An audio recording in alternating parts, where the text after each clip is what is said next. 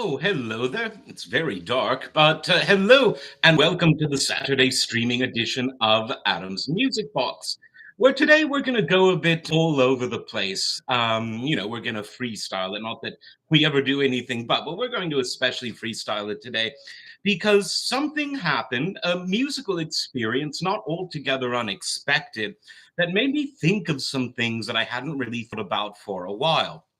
Now, the title of the stream, I said, Where Have All the Good Times Gone? A song by the Kinks, later covered by Van Halen. But we're not, in fact, going to talk about that song, but we are going to talk about the concept of Where Have All the Good Times Gone?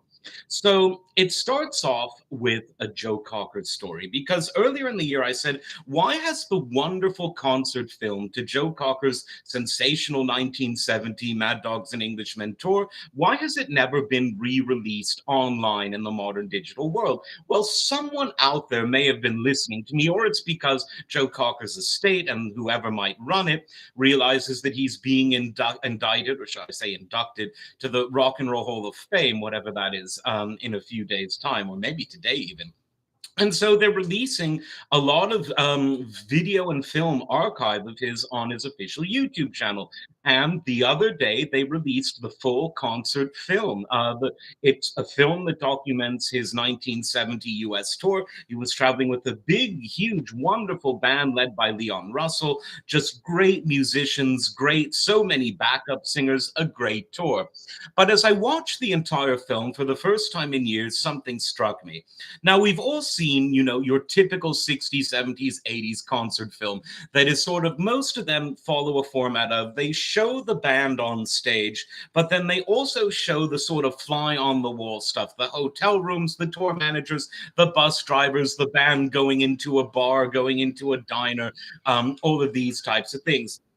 And back when I was a youngster, I used to just sort of either fast forward or be bored through those sections. Like, okay, someone's ordering a Coca-Cola at a diner, big deal, get to the music. But this time I watched those parts as intently as the music, and something really struck me. So when I would see those segments of these concert tour films when I was very young, hold on, somebody's making noise and I need to turn it off. Give me a second.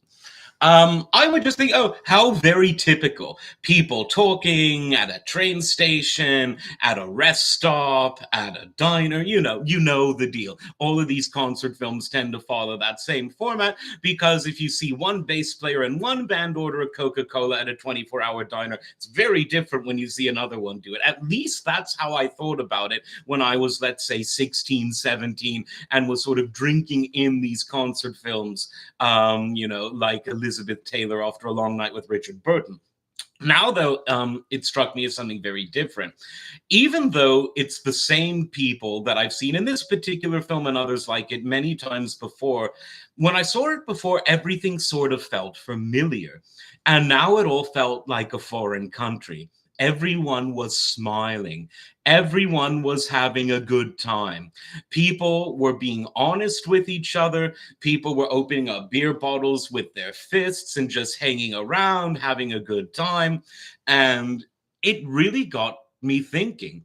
We as a society do not know how to have fun anymore. That might seem trite, but it's actually the reasons that we have got to this stage.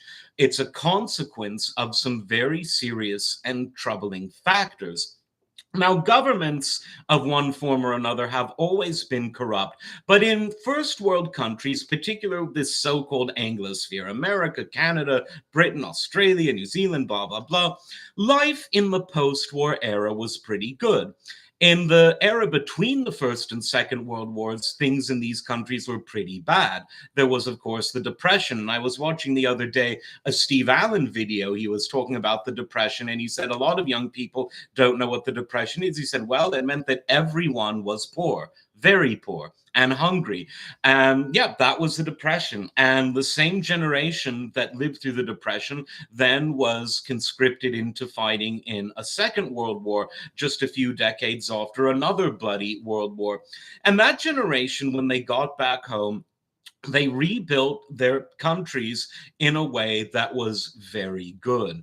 Life became more affordable. Life became happy for many people, not all, but many, most.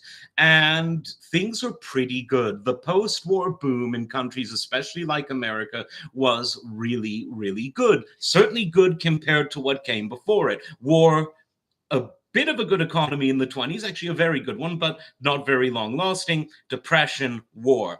And so people were generally resolved to make things better. And this generation, the so called greatest generation, gave birth to the baby boomers.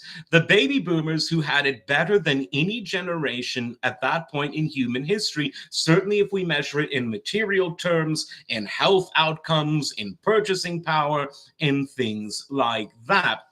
And the boomers had a really good time. They made some really good music.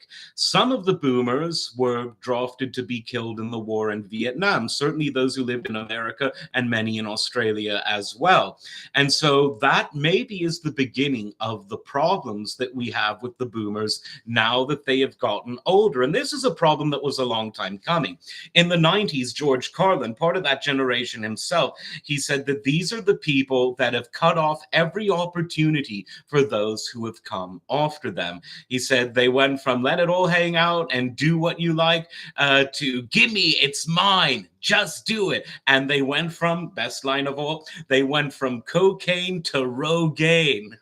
You can just hear George Carlin saying it now. But there is, just as it was with almost everything Carlin said and observed, there was so much truth to it. And I think that one of the reasons that the boomers in their old age have become so passively violent, if you'll use that expression, is some of it is survivor's bias, in terms of what happened in Vietnam. It's the guilt of survival, because for the boomers that didn't get drafted into the Vietnam War because they faked an injury, or they fled from America to Canada, or they were at a school where they were, sheltered through deferment, or they had a wealthy father, if they were a senator's son, as Creedence Clearwater Revival, John Fogerty saying. There are many ways that people got out of Vietnam, but if you were unlucky, you went to that war. And when the war was over, the fellow boomers didn't treat the veterans the way that the greatest generation were treated after the Second World War. They were ignored, they were insulted in some cases. A great song, since this is a music channel about that, the song Sam Stone. And this was a John Prine composition. The great soul singer Swamp Dogg did a great version of it. And it really tells the tale about a Vietnam veteran being ignored, falling into addiction, losing everything he's got, and killing himself. And that was an all too typical dark side of the boomer generation. If the bright side was we're all going to, make love in the sun, go to music festivals, then we'll get a good job because it's easy to do, and no one's going to punish you for making love and having fun at the music festivals, unlike the boomers of today, the greatest generation, who were the management class at that time, way more tolerant than the boomers turned out to be. The boomers who want to censor people for checks notes, having conversations with people. So much for the let it all hang out, man. But the greatest generation were very forgiving. Some didn't even tell them to get a haircut. They gave them cushy jobs, and then they bought their BMWs and their Mercedes Benz and their very comparatively inexpensive houses in the suburbs that at that time were still very nice and clean. And then, while pretending to still be for free love, they voted for Ronald Reagan, who allowed them to buy an even bigger house at a fair price, and everything was, in the words of Carlin, just dandy. But now the boomers are old, but they're still in control of the major power structures. Credited to ivermectin, more advanced surgery, or penicillin, the boomers have stuck around longer than other generations. And given the fact that now in the United States, young people are, for the first time, younger generations are having shorter lifespans than their predecessors because of toxic food, toxic vaccines, recreational drugs, prescription drugs, and suicide, we're seeing that, yeah, maybe the boomers really are going to outlive us all. And that's interesting and perhaps scary at the same time. But once the boomers got into power, They didn't afford the following generations all of the luxuries that the greatest generation afforded them. The boomers raised children in broken homes. The boomer parent archetype was either very hands off or so hands on it was crippling. Where the previous generation was typified for go and play outside, and if you scrape your knee, be a man about it. But once you get home, you have to make sure that you don't throw the food on the floor and that you clean up after yourself and that you say please and thank you. Pretty well balanced. The boomers, though, seem to take everything to dangerous extremes while calling the young generation extremists. Now, why might they call the young generation extremists? Well, the boomer narrative has been that if you work hard and, and do the right thing, that everything will somehow turn out okay. And for their generation that wasn't touched by depression like their parents' generation was, it was largely true for the ones that didn't end up getting their limbs blown off in a criminal enterprise in Vietnam. But for the generations that have come after them, there's been a kind of silent depression. While the boomers continue to live large, unlike the elderly generations of the Great Depression, who suffered almost as much and in some cases more than the younger, more resilient generations, young people today have it terrible. And the boomers need to start showing some empathy. If they expect the young generations to worship them as the elders of society, they need to start showing some empathy. And it's a bit like, because again, this has nothing to do with right or left per se, because the boomers, whether they vote one way or the other way, they all exhibit this same attitude, which is probably a combination of being spoiled on the one hand and survivor bias, survivor guilt on the other hand. But in 1992, one politician at least did identify some of these problems. It was someone who was very intelligent, a historian, an author, a political strategist, a White House insider for both Nixon and Reagan. And his name is, because he's still alive, Pat Buchanan. And I want to read something that he said about his ultimately failed campaign for president. Listen all the way to the end and ignore words like conservative and liberal. Just listen to the human aspect of it. I'm going to read this now. In these 6 months campaigning from Concord, New Hampshire to California, I came to know our country better than ever before in my life, and I gathered up memories that are going to be with me for the rest of my days. There was that day-long ride through the great state of Georgia in a bus Vice President Bush himself had used in 1998. We're talking about Reagan's former vice president, who by 92 was president. And the bus was called Asphalt One. The ride ended in a 9 p.m. speech in a tiny town in southern Georgia called Fitzgerald. There were those workers at the James River paper mill, and now he's telling another story. There were those workers at the James River paper mill in northern New Hampshire, where I lost my place now, in a town called Groveton. Tough, hardy men. None of them would say a word to me as I came down the line, shaking their hands one by one. They were under a threat of losing their jobs at Christmas. And as I moved down the line, one tough fellow about my age just looked up at me and said, "Save our jobs." Then there was the legal secretary that I met at Manchester Airport on Christmas Day, who came running up to me and said, "Mr. Buchanan, I'm going to vote for you." And then she broke down weeping and she said, "I've lost my job. I don't have any money, and they're going to take away my little girl. What am I going to do?" My friends, these people are our people. They don't read Adam Smith or Edmund Burke, but they come from the same schoolyards and the same playgrounds and towns as we come from. They share our beliefs and convictions, our hopes and our dreams. They are the conservatives of the heart. They are our people, and we need to reconnect with them. We need to let them know we know how bad they're hurting. They don't expect miracles of us, but they need to know we care. And this to me is as profound and important as what George Carlin said. And it's not every day that a man who's generally on the sort of anarchic left, like George Carlin, and a man on the very traditional right, like Pat Buchanan, are mentioned in the same sentence. I don't think the two ever met each other. They didn't, people working in the Nixon administration didn't exactly hang out at bohemian coffee houses where comedians did gigs. But both of them identified a problem that really began quietly in the 90s when the boomers started to come of an age where they were taking control of the levers of power. Bill Clinton, after all, the first boomer president. There you go. And he would be elected just a few months after that speech was given. And what the sort of trajectory, the more boomers got in control, the worse things got. The 90s were still pretty good economically. Then came the 2000s recession. Then came the 2008 Great Recession. Then came Occupy Wall Street as a result. Then came the advent of the internet and free speech for all. I mean, the internet was invented long before that, but it became a universal thing where even, normies had it by 2008, 2009, 2010. Then, of course, came COVID, and we all know the scandal that was, and all of the wars in between: Iraq, Syria, Libya, Afghanistan before that, Ukraine today, Gaza today, and so forth and so on.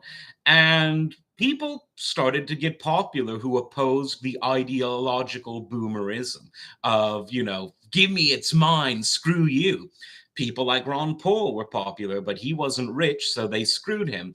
People like Buchanan before Ron Paul were popular, but he wasn't rich and they screwed him. Ross Perot was rich and they screwed him. Then came Donald Trump, a populist, and that's an ongoing saga. So we won't pass judgment on whether he's good or bad just yet. That will be left to, watch this show in 3 years if we haven't all blown each other up by then, or release some sort of pathogen that destroys us all, while a few that have the antidote benefit from it. But when it comes to boomerism, they don't know how bad people are hurting, and they don't know how bad that they're hurting people. These are people that once in power made all of the fun that they had illegal. Everything is a warning label. Everything is prohibited.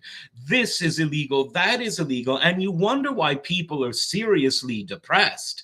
It's you don't need to be a rocket scientist. Just watch some of those concert films from when the boomers were sitting on top of the world.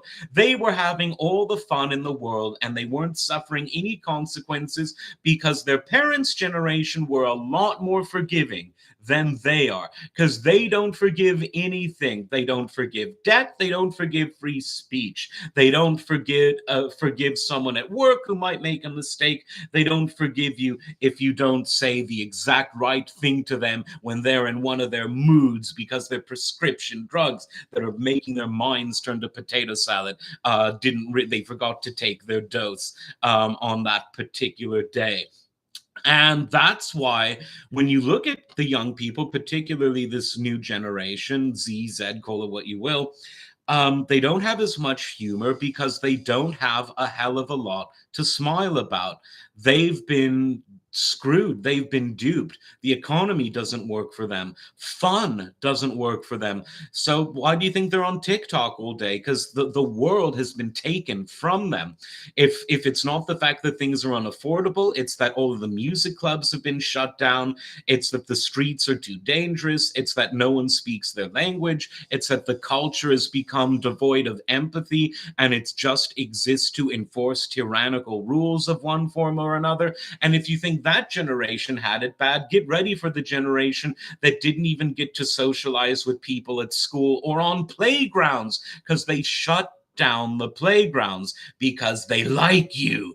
They like you and they want you not to socialize and play, but instead to be in your room, hidden away, going crazy, getting depressed, getting out of shape, and not learning how to read or write. What compassionate people are in charge. And this really is something that the boomers need to rectify. And how can they rectify it? Two words: retirement and empathy. We all know that they want to hang on to their to their positions of power very long, even though the previous generation, their parents' generation, were long before retired, and many weren't even alive at the ages of some of these people that are pushing around the younger generation. And next to retirement, they need some empathy. They need to get off of their high horse and stop calling young people stupid. Because guess what? Young people of this new sort of generation, the people in their 20s today, are some of the smartest people around. They're certainly not the happiest. They're not the people with the best sense of humor, but they are very, very intelligent.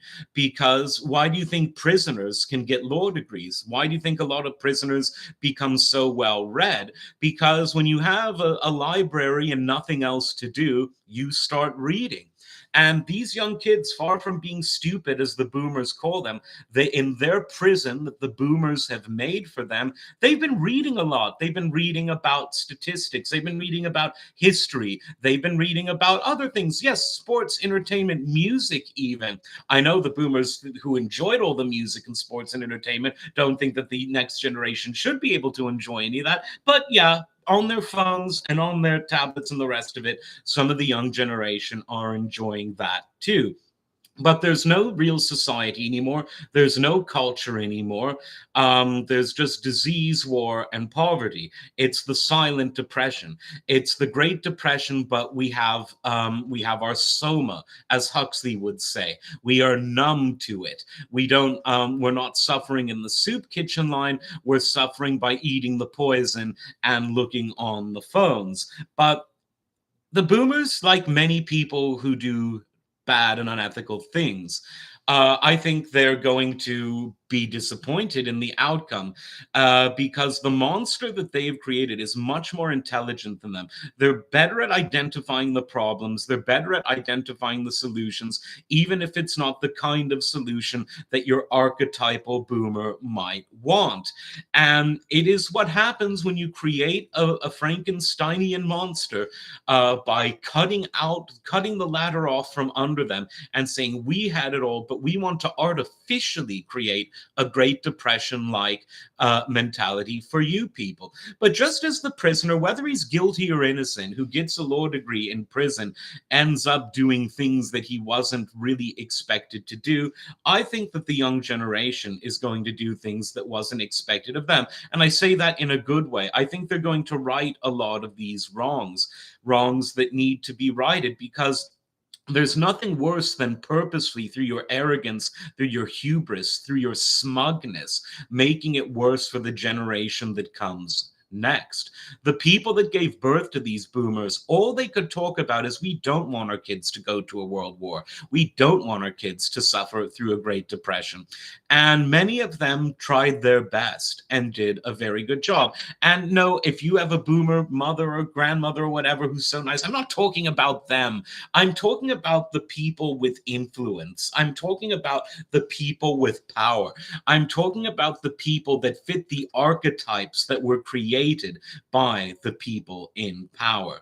And these are the people that have made the good times go away. Where have all the good times gone, indeed? And this all just came to me because I was watching a concert film that I had seen many years before, and I'm wondering, why does it hit me so different? Why does the sights, the sounds, the smells of a hardworking rock band on the road, why does it hit me so much more in a much more different way than it did before? And that's because 20 years ago or so, the last time I saw that film, life was pretty happy, just as it was when the film was made. But give it 20 years, this thing called the 21st century, and the people in charge have made life miserable at an economic level, at a cultural level, and their total lack of empathy, their love of censor. They were the least censored generation in the world. They invented or stole, depending on who you ask, rock and roll. They had it all, and now they censor the hell out of other people who just want to joke around and explore ideas the way they did Only this young generation is exploring them at home because there's nowhere to go. And even if there is, no one can afford to go anywhere. So retire and show a bit of empathy. That is really what is needed for among a generation that took all of their good times away. They had such happy childhoods, but they inflicted pain on all of the generations that came subsequent to them, particularly the Z kids, let's call them, growing up today. People who, by the way, I have a lot of faith and I think they're going to save the world. I think that they're the people who they're fed up, and because of that, they're getting schooled up. They're learning themselves. They are autodidacts. They are using the technology around them to enrich their own knowledge and their own curiosity. Not doing it with a smile, but they are doing it. Hard times make strong men, as they say. So that's the stream today. I'm not exactly the bearer of good news. We'll go back to talking about light and irrelevant stuff tomorrow. But that's the report from here. Let me know if you agree or disagree in the comments section. And as always, like, subscribe, and we will see you next time. Take care.